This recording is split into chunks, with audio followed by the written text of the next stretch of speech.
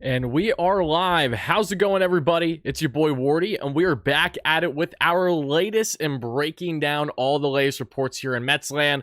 And I figure, you know what? I usually do an individual video, a pre-recorded video for this type of content, but given the fact that it seems like we're going to have a lot of news happen in a very short period of time, and the last thing I want to do is put myself in a situation where I'm doing a pre-recording my time, I'm finished editing and all that stuff.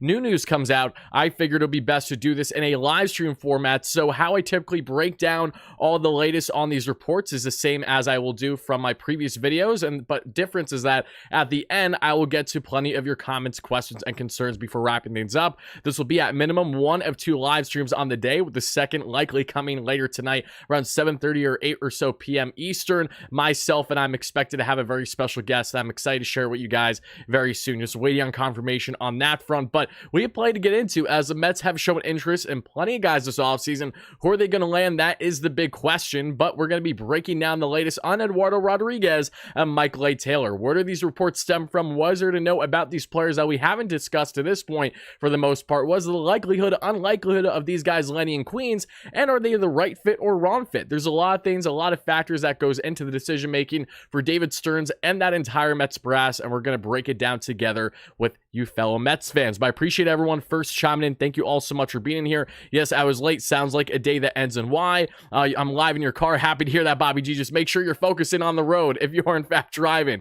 But no less, appreciate everyone first chiming in. Make sure to smash that like and subscribe on for your boy. It's greatly appreciated, but I'm not going to beat around things too much. I'm going to jump right to the chase here and get into these reports, share my remarks on both these respective players, on why they make sense and why maybe they don't make sense, if at all, playing devil's advocate for both these guys in particular. But without further ado, let's hop right in. And again, make sure to check out previous content yesterday. Jung-Hoo Lee video that dropped as the Mets have strong interest in the market for the KBO star, as well as our latest Mets news and rumors live show. Make sure to check that out before watching tonight's Mets Free Agent Frenzy live show, Winter Meetings Edition, which is destined to be a big and hopefully exciting one. But without further ado, let's hop into this one now. As I mentioned, these are the reports going left to right. They start here from a couple days ago from Michael Mayer, who does a phenomenal job covering the Mets through Metsmerized blog, is representing Metsmerized today as we speak at Winter Meetings in Nashville, wishing him the best. He says the following sources: the Mets have shown interest in left-handed pitcher Eduardo Rodriguez. The 30-year-old had a career-best 3.30 ERA during the 2023 season during his tenure with the Detroit Tigers. Then we go to the right, and something that we did briefly touch on yesterday, as Lil Salmon made note of this, and it's now been reaffirmed as the Mets are officially connected to Michael A. Taylor, free agent outfielder, most recently with the Minnesota Twins, and a long-time Washington National that we know plenty of during his time as he was a World Series champion, and did have some big hits and some awesome catches for the Nationals as they won all those a number of years ago back in 2019. So, initial reactions, I want to see yours in the live chat right now. For people on replay, the same applies. I want to know your thoughts in the comments down below, because we're going to start off with Eduardo Rodriguez. We already have his highlights rolling here, so we might as well just dive in to Eddie a little bit here. And what is there to know about him? What do I like and maybe what I don't like from versus what I've shared already in live shows to this point? Just give me a second as I want to make sure I can pull up his stats for you guys here without a problem. Just bear with me, everybody, just 1 second.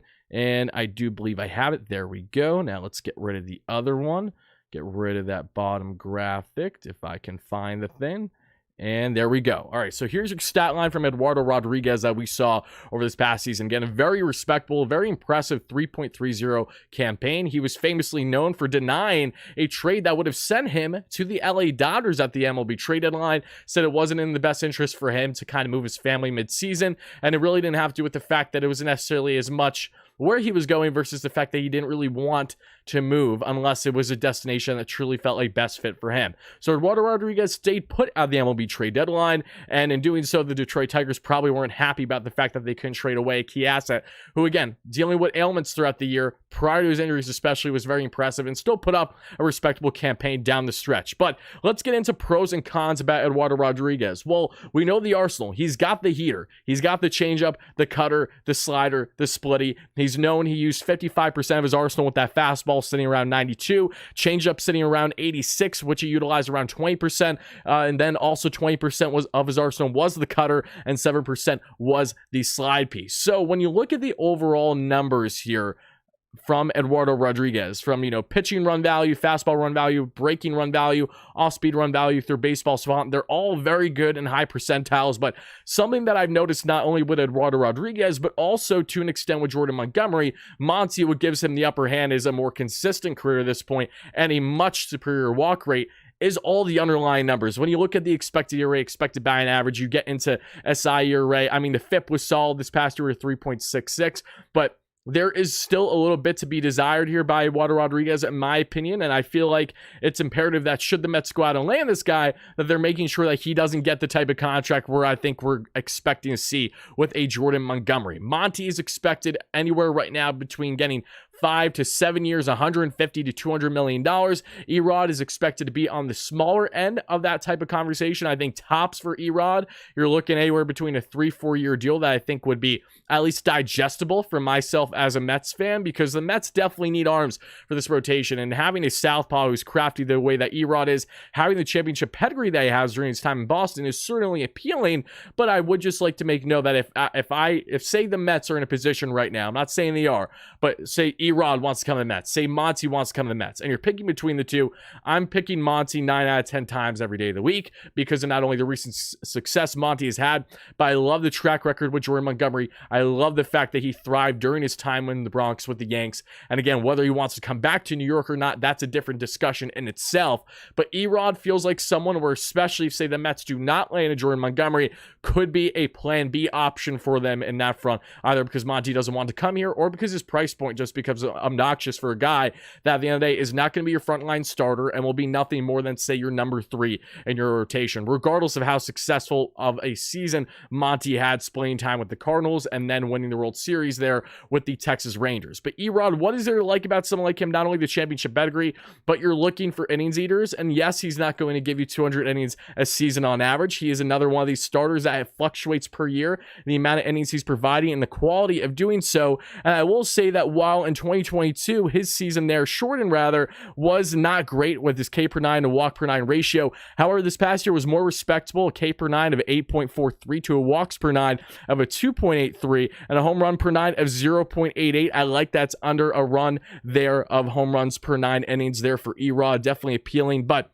when it comes to breaking down someone like Eduardo Rodriguez, again, I see the pros to a situation like him. I certainly see the cons. And if I'm David Stearns for a minute, I am going in order of the following on, say, need interest. I would probably put Jordan Montgomery 1. This is, of course, talking outside of Yoshinobu Yamamoto because that's a separate discussion. Jordan Montgomery 1, Shota Imanaga 2, Eduardo Rodriguez 3 would be my personal ranking. And that's just preference. That's not because the guy's a terrible pitcher or anything like that. It's just my preference given what is currently available out there. But should the Mets go out and land Eduardo Rodriguez, I'm certainly going to welcome him here because he's someone, especially as a number 3, number 4 starter for you, can be very impactful, eating innings for you, and it doesn't hurt to have another solid lefty in this rotation. Jose Quintana is looking like a guy that can easily give you a solid 6 innings every single start out there. Erod we can expect similar from. So now my question, everyone watching live on our replays, how do you feel about Eduardo Rodriguez and the idea of him landing in Queens? I definitely want to know it, so please make sure to let me know in the live chat and the comments down below. It's greatly appreciated. A key target to watch this MLB offseason. I truly believe that the dominoes of Montgomery and Erod alike will fall as soon as this winter meetings. Could be later today, could be tomorrow, could be Wednesday, but I feel very confident at least one of those guys will sign in the coming days. And I did hear rumblings, initial reports that indicate how Erod was very close to a decision a couple days ago. However, when noticed that the Mets have interest in him, pulled back a bit. So I'm not sure exactly where Erod was initially planning to go, but the Mets being involved in that market may have shaken things up a little bit. And this is also a Mets team that's operating, looking for starting pitching, knowing that they're going to need to add starters before they have a true shot at landing Yamamoto, because Yamamoto is not going to sign during winter meetings. He's not going to sign until earliest mid-December at this current rate. So when you look at the dominoes ahead of him right now in the starting pitching market, you have to wonder what is biggest priority here for the Mets. If we're basing things on recent reports from Andy Martino, they again indicate that the Mets not only have a preference, but there's a belief that Monty is more likely than an Eduardo Rodriguez or a Blake Snell. I'm not even considering Blake Snell. Not that I wouldn't love the idea of having him. I just do not foresee it happening. I think that market in particular may drag out a little bit because the Blake Snell market to this point has been very hush-hush. Granted, winter meetings has just begun, but that's just everything that we've heard at this point. So we talked about Eduardo Rodriguez. Now let's talk about a guy that a lot of fans have question marks about whether you're for or against, especially in the type of role in which he would have with the Mets, because it may be different than maybe you were initially realizing or hoping or expecting, or maybe getting butthurt about, whatever it may be. Let's now talk about, yes, Michael A. Taylor. Now, I have a lot to say on Michael A. Taylor. I shared briefly my thoughts on him yesterday and last night's live stream, so make sure to check that out in case you haven't already. But Michael A. Taylor, the Mets have interest in, and there's a lot to like here. Let's start with the obvious. David Stearns wants to add defense really, really bad. And the Mets, if you look at their numbers last year, they were a piss-poor defensive club, especially when looking in the corners and the gaps in the outfield. Thanks to the Starling Marte's lack of health and ability, thanks to Mark Canha, of course, not being a defensively upsided corner outfielder at this point in his career. Prior to him being dealt Tommy Pham, same applies, or solid bats, but these guys are not known for flashing the leather whatsoever. Michael A. Taylor has consistently been one of the best outfielders in all of baseball, and in my opinion, would be a tremendous get as your fourth outfielder. Emphasis right here. Fourth outfielder. This is not a guy that I would anticipate to come into Queens and be starting every single day for the Mets, barring injuries, obviously. Michael A. Taylor, what is so appealing about someone like him is that, especially in the situation where, say, Starling Marte gets injured again, or is a shell of what he once was, you need to add two outfielders this offseason, with at least one of them being an everyday caliber player. I firmly believe that the Mets' interest in Michael A. Taylor is more so in the fourth outfielder type / platoon role versus strictly being out there every single day, which is what would be the case if they sign a Jung-Hoo Lee, for example, or if they're looking for not only defense but offense, a Teoscar Hernandez, a Lourdes Gurriel. If you're going trading, you're going crazy, Randy Arozarena, even though I'm not going to get my hopes up there on that front to this point. Michael A. Taylor, you see the stat line down below, very, very interesting 2023 campaign. You're looking at 48 runs scored, 21 home runs, 51 RBIs, 13 stolen bags, a 220 average, a sub 300 OBP, and a 442 slug. What has stood out about Michael A. Taylor? It isn't only the electric defense that he has had as a plus defender. He was a +8 outs above average in center field last year, which is very, very strong defense there from him. And two, this is a David Stearns that wants to have protection for Brandon Nimmo and the corner outfields. By bringing in Michael A. Taylor as your fourth outfielder, he will give the ability for Brandon Nimmo to shift to the corner from time to time, which Stearns recently has cited as something the Mets plan to do. Not every day, but especially either later in games where, say the Mets have a nice lead and you want to shift him over or whatever it may be. Michael A. Taylor is quite the plus defender. He's electric on the bags, and he would bring a lot of strong qualities to this Mets team that they desperately need. They need more speed. They need elite defense. Those are things that they desperately lacked in parts last year, and he would help provide exactly that. Now, I know a lot of you guys have questions. Okay, if you bring in Michael A. Taylor, is this someone that we can expect to, again, play every day? That is not the expectation right now, as long as the Mets do what they're planning to do and landing a fourth outfielder while also landing more. The same way the Mets had interest in Manuel Margot was not to necessarily be an everyday player, but someone that can be utilized in the fourth outfield / platoon role. And when you look at the slug, Michael A. Taylor slugged over 600 against Southpaws last season. So he's also someone that you can get creative with and how you utilize him in matchups, say, of course, righty on lefty later in game, whatever it may be. And this is a Mets team that also sucks donkey you-know-what against Southpaws. If you're not named Jeff McNeil and Brandon Nimmo, you've had your fair share of struggles against lefties in recent years. Cough, cough, Pete Alonso in particular. It's very frustrating that this has continued, yet it has. And the Mets would like to shore up these areas the best way they possibly can, which makes someone like Michael A. Taylor so appealing. He's not only a Gold Glove winner, a former World Series champion with highlight reel plays in both the outfield and with the bat through the NLDS, of course, leading then to the World Series in 2019 with the Nationals. He just definitely looks like someone I would be appealed with as that fourth outfielder type. No more, no less. And again, the Mets have so much toss-ups. They have so much uncertainty with how they need to address this outfield this offseason,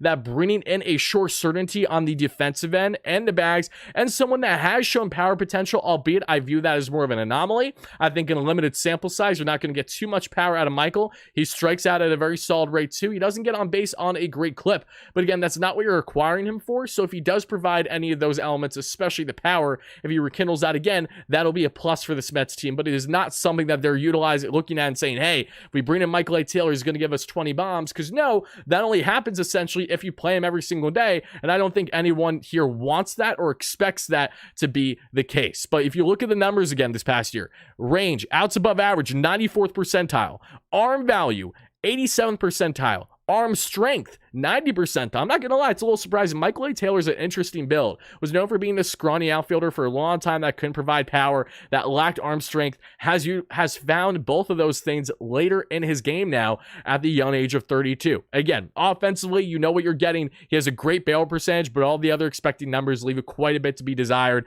But you're looking for elite defense. You're looking for elite base running ability that you can use later in game. And again, if the Mets are going to be down from Starling Marte, you're going to want options that are better than AAA.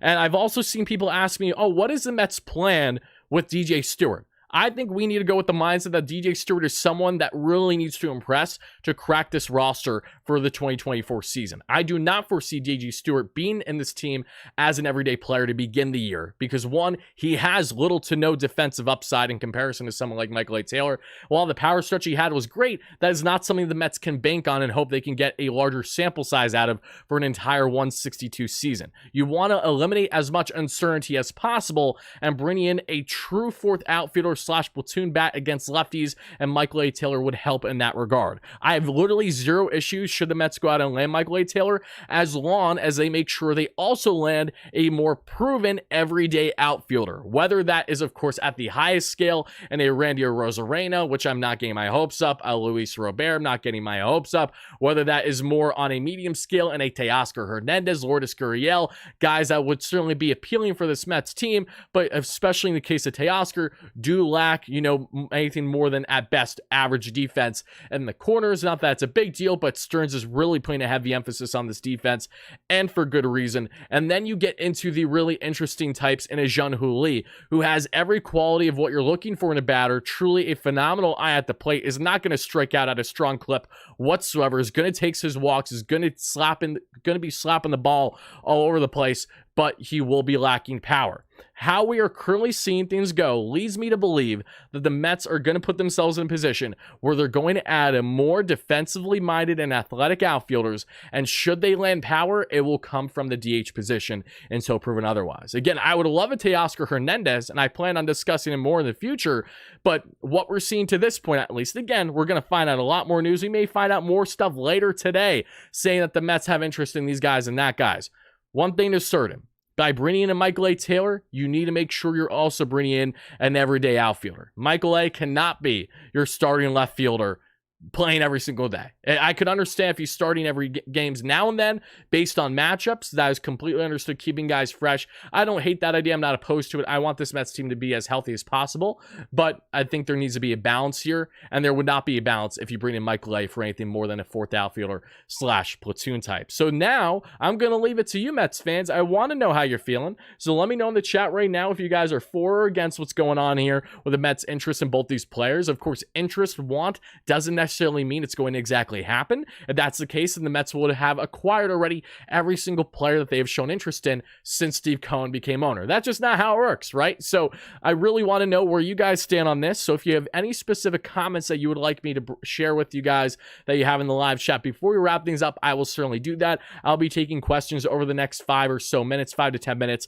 before we wrap up the live show. And again, we will be live later this evening, either 7:30 or 8 p.m. Eastern time, barring any breaking news, with a very special guest going over all the latest in the first true Mets free agent frenzy during the winter meetings. Big show, really excited for it. But now I want to know, how do you guys feel about them? Because again, I understand pros and cons to both, but I think we need to remind ourselves how these guys would be utilized, and knowing that the intent is not for them to be, especially in the case of Michael A. Taylor, not Erod, to be an everyday guy. I would be the first fan to tell you that no, this is nonsense, should be anything otherwise. Junho Lee plus Soler is all we need, I would be very happy with that. And I think that that is, like, at best, the type of offensive acquisitions we can see from the Mets this offseason, barring trades, truly. And I don't think the Mets are going to get Soler, just because I have my reservations as to their interest in signing a DH for more than a year. And I know Soler is going to want more than a year. That's why I opted out of his deal there in Miami. However, whether you like it or not, names that are floated out there that wouldn't shock me if they do end up landing in Queens: a JD Martinez, a Justin Turner. These are names to keep in mind, and it will go directly in hand with the Mets' willingness or lack thereof in bringing in guys that aren't internal. Like, do the Mets have, how heavy of an interest level do the Mets have in putting Mark Vientos at DH every single day? I don't think they have that interest level. If we're basing anything from Stearns and Way said how guys are going to compete for third base, meaning Vientos and Beatty in particular, and Ronnie getting reps there as well, it leads me to believe that DH will be more of that open spot where the Mets would like to add immediate help, immediate success, but on the shorter term end, knowing that having a long-term commitment for a DH might not be in the best interest of the club. So you look at those current options as well. But let me get to some of your comments on this. Let's see. Wrote you an email. Gotti, I did not see it, but I'll definitely try to check it out when I get a chance. Let's see. You're right about Michael A. Taylor. I appreciate that. Thank you. Let's see. Wardy, would it be unrealistic to have this? Yamamoto, Senga, Glasnow, Montgomery, and Quintana. Unbelievably unrealistic, as a matter of fact. The Mets are not going to be trading for Glasnow at that current rate. And as much as I would love to see them land both Yamamoto and Montgomery, I have to see that happen to believe it. Just because that's a lot of money for two of the biggest names outside of Blake Snell in this year's free agent market. And it's not the fact that the Mets don't want these guys, but there's just so many factors that go into it. And there's plenty of factors that are outside of Mets control. And the big question, truly the big question I have in regards to Jordan Montgomery is his interest level in coming back to New York, knowing how things soured with his tenure with the Yanks. I get it, different boroughs, different organizations, different situations, but the guy just won a championship in Texas. If he has any interest level in going back to the Rangers, why wouldn't you do that? If I'm in Monty's shoes, I'm taking my ass back to the Rangers versus going back to New York every single day of the week. You don't have to deal with the state tax. You just won a championship. They're going to be a great team next year and the years going forward. You're going to have to, it's going to, in my opinion, if the Rangers are heavily involved in Monty's market, which I don't know if they are, but if they are, it really feels like it's going to take a decent overpay to pry him away from going over there, just to make things a little bit of an edge, knowing how much money he'd be losing in taxes in New York versus Texas. It's a night and day difference. So you naturally have to overpay for guys like this, whether they're dealing with a market that broad from the East Coast to the West Coast. And it's something that we're going to be following along and weighing throughout these negotiations, throughout winter meetings, and likely beyond. Let's see. John says he seems like a great fit, Wardy. Stearns was very clear when he said that he's prioritizing run prevention. Taylor's above average glove fits that exception. Exactly. I mean, if you're looking for a fourth outfielder, the top options that come to mind right away are Kevin Kiermaier, Michael A. Taylor right now. Like right there. Because those are guys that can provide some offense for you, albeit it will not be anything crazy. It won't be impressive, but you're not acquiring them for that purpose. And I think the sooner fans realize that, the better. As long as we're not seeing a Michael A. Taylor coming in the bottom of the ninth as a pinch hitter against, Raisel Iglesias for the Atlanta Braves in a one-run ball game. That's the only, if that happens, you're going to see my frustration level, especially when you look at Taylor's success has been against lefties in particular that we've seen in recent years. So again, as long as they address them and get them for the reasons that we think that they would be getting them for, I'm all for it.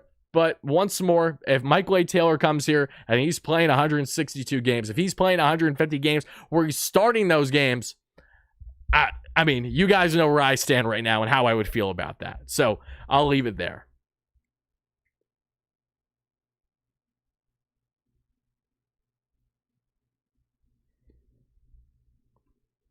Let's see. How about Vientos, Gilbert, Beatty, and to the Rays for Rosarena and Harold Ramirez?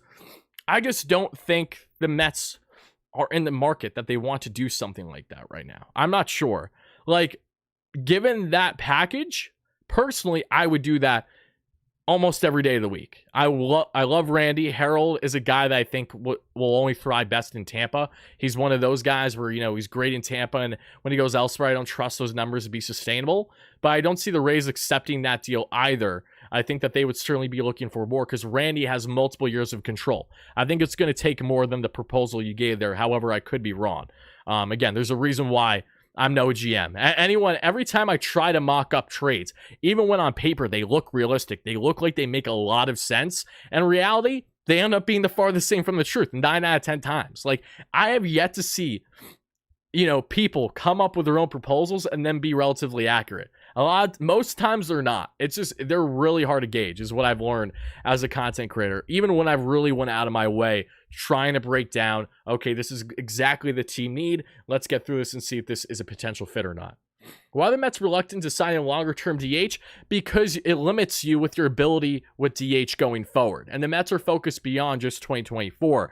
So as awesome as Soler is, the risk by bringing him in to say, I don't know, a 2-3 year deal is that prohibits you from being able to go after other potential DH options or having more diversity with your defense in the outfield afterwards. Because Soler, a fantastic bat, the guy is, cooked defensively. He leaves quite a bit to be desired, as is the case with, of course, a Justin Turner, even though JT can handle his own at the hot corner if need be, but he's not a guy you want there every single day because he's going to have his struggles. He isn't getting any younger, and he DH'd a lot this past year with the Red Sox and also played around the diamond for a reason.